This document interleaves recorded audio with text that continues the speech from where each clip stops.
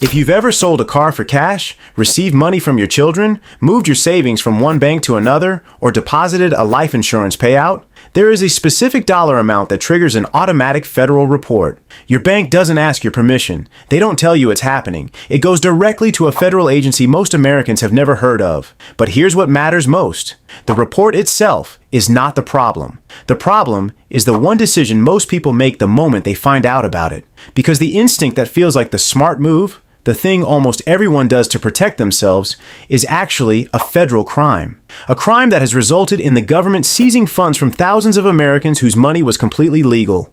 By the end of this video, you'll know exactly how the rule works, what the one mistake is that turns innocent people into federal targets, the 5 real situations retirees get caught in, and what a new bill moving through Congress in 2026 could change about all of it. Let's start at the beginning. Under the Bank Secrecy Act of 1970, every bank, every credit union, every savings institution in the United States is required by law to file what's called a currency transaction report, a CTR, anytime a customer makes a cash transaction over $10,000.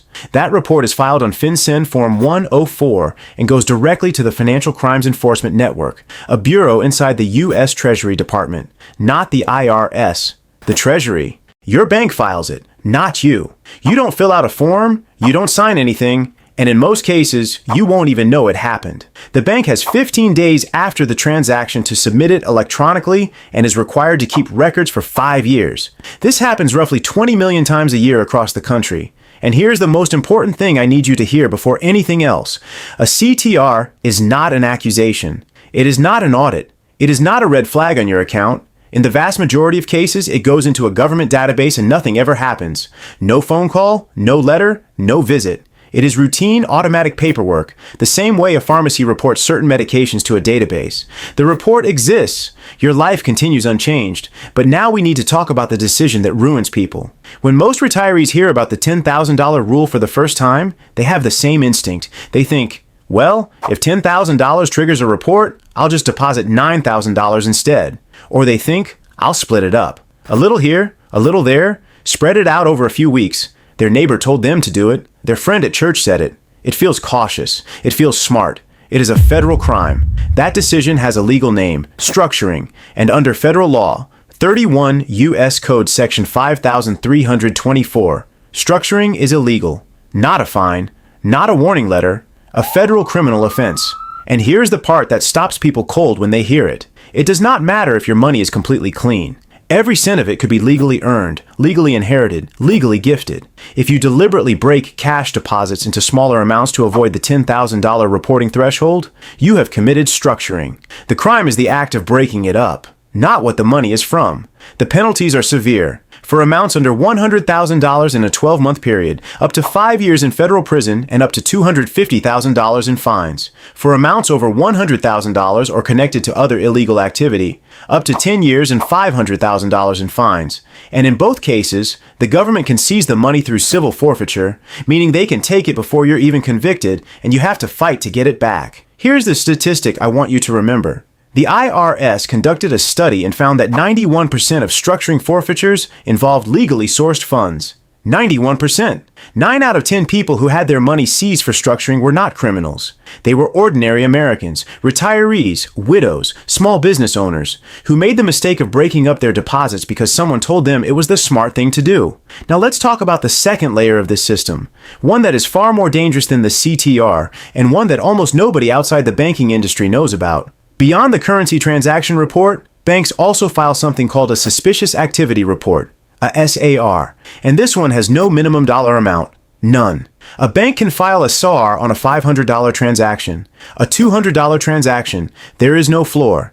A SAR is filed when the bank's system detects behavior that looks like someone trying to avoid detection. And the software banks use is sophisticated pattern recognition. It is designed specifically to catch the moves people think are clever. $9,000 deposited on Monday, $8,500 on Wednesday, $9,200 the following Monday.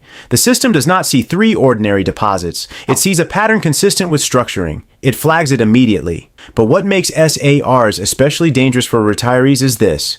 You will never know one has been filed. Federal law prohibits the bank from telling you. It is actually a crime for a bank employee to inform a customer that a SAR exists. You could have been flagged right now and have no idea. CTRs are routine. SARs are targeted. The difference between triggering one versus the other often comes down to a single bad decision about how you deposit your own money. Let's walk through the 5 situations where retirees most commonly make the wrong call. Situation 1. Selling a car. You sell your car privately for $14,000. The buyer pays cash. Perfectly legal. You bring the envelope to the bank. What people do wrong, they deposit $7,000, wait a few days, then deposit the rest. That is structuring. What to do instead? Deposit the full $14,000 in one transaction. Bring a copy of the bill of sale, your name, the buyer's name, the date, and the amount. The teller may ask where the money came from. You say one sentence, "I sold my car." You hand them the bill of sale. A CTR is filed. Nothing happens. Your life continues. Situation 2. A cash gift from your children. Your children give you $15,000 in cash. Help with medical bills, a generous birthday gift, whatever the reason. This is not taxable income to you. Gifts are not taxed to the recipient in the United States, period. In 2025 and 2026, a person can give up to $19,000 per recipient per year with no reporting requirement at all. Even above that amount, it is the giver who files a gift tax return, not you.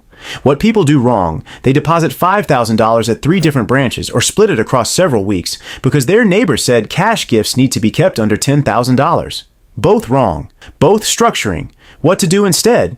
Deposit the full amount in one transaction. Have your child write a simple gift letter. Their name, your name, the amount, the date, and one sentence saying it is a gift with no expectation of repayment. Keep that letter. You are done. Situation 3. Moving your own savings. You are consolidating accounts after your spouse passed. You found a better interest rate somewhere else. You are simplifying your finances after decades of managing multiple accounts. The money is yours. You saved it. It has already been taxed. What people do wrong, they move it in small pieces over several weeks because a large transfer feels like it might cause problems. The bank's software does not know you are consolidating. It does not know you are grieving. It sees repeated deposits under $10,000 and it files a suspicious activity report. What to do instead?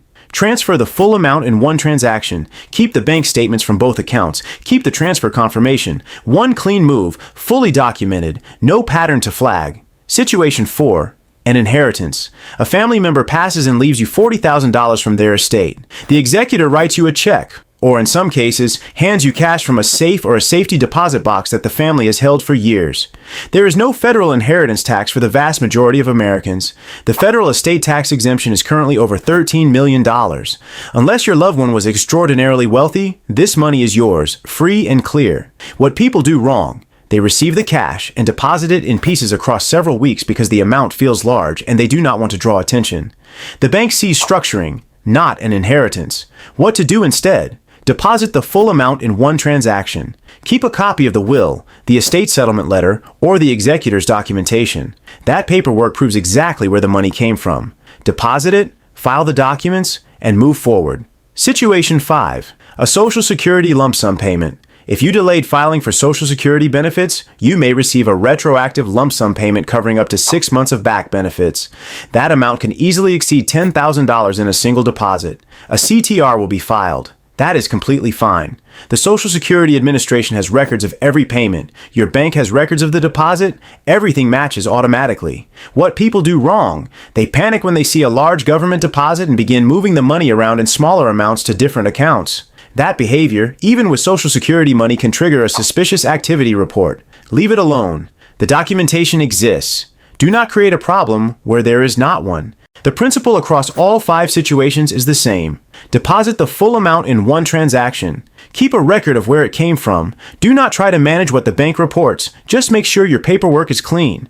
Now let's talk about 2026 and why this conversation is especially timely right now. In October 2025, a bipartisan group of U.S. senators introduced a bill called the Streamline Act. What it proposes? Raise the CTR threshold from $10,000 to $30,000, the first update to that limit since 1970, and index it to inflation every 5 years going forward so it does not become outdated again. Here is why this matters. In 1970, $10,000 had the purchasing power of roughly $80,000 in today's dollars. 55 years of inflation have made the original threshold essentially meaningless for detecting serious financial crime, while capturing millions of completely ordinary transactions by retirees, small business owners, and everyday Americans. Banks filed 20.8 million CTRs in 2023 alone. One banking industry analysis found that raising the threshold to $30,000 could eliminate 75 to 94% of those filings, allowing law enforcement to focus on genuinely suspicious activity rather than being buried in routine paperwork from people selling cars and depositing birthday gifts. As of May 2026, the Streamline Act has not passed. The $10,000 rule remains in effect exactly as it has been since 1970. But the direction of the conversation in Washington is clear, toward raising the threshold, not lowering it. The bill has support from both parties and from major banking organizations. For now, plan for $10,000, but know that this is likely to change within the next few years. Here is the 5-minute system that protects you for the rest of your life. Create a folder, physical or on your computer, whichever you prefer. Label it something simple. Transaction records. Every time you make a deposit of any significant amount, put 4 things in it. 1. A 1-sentence note describing where the money came from. Received $14,000 from the sale of my 2019 Honda Accord to Robert Miller on March 5th, 2026. Signed and dated. That's your record. 2. Any supporting document, a bill of sale, a gift letter from your child, an estate settlement document from the executor, a Social Security award letter, whatever proves the source. 3. Your bank statement showing the deposit. 4. Any transfer confirmation if you move money between your own accounts. That folder is your complete defense. You will probably never need it. But if a question arises about a deposit from 3 years ago, those 5 minutes will have saved you months of stress and potentially thousands of dollars in legal fees. One more thing about the bank window itself. If a teller asks about a large deposit, that is normal. They are trained to ask, and it is part of their compliance requirements. Answer briefly and honestly. 1 sentence. Hand them whatever documentation you have. That is it. Do not volunteer your entire financial history. Do not say anything like, I want to avoid being reported, or, will this trigger something? Those words can end up written into a suspicious activity report. And if a teller ever suggests breaking up a deposit, the answer is always no. And if you ever receive a letter from a federal agency regarding your banking activity, stop. Do not answer questions. Do not sign anything. Do not try to explain yourself without a professional. Contact a tax attorney or a criminal defense attorney with experience in financial matters and say only this: I would like to speak with my attorney. That is your right. Exercise it. The $10,000 rule is not a trap. It was designed to detect money laundering and serious financial crime. But the system cannot distinguish between a drug dealer structuring cash deposits and a retired teacher who got bad advice from a well-meaning neighbor. The rule applies equally to both. Your protection is simple. Deposit your money all at once, keep your records clean, and never break up a deposit to stay under a threshold. Now you know. And knowing is what keeps good people out of situations they never should have been in. If this video helped you, share it with someone in your life who handles significant amounts of cash. A parent, a spouse, a sibling. 20 minutes of information now could save them years of unnecessary stress later. Drop a comment below telling me which of these 5 situations surprised you most. I read every one, and the most common questions will become future videos.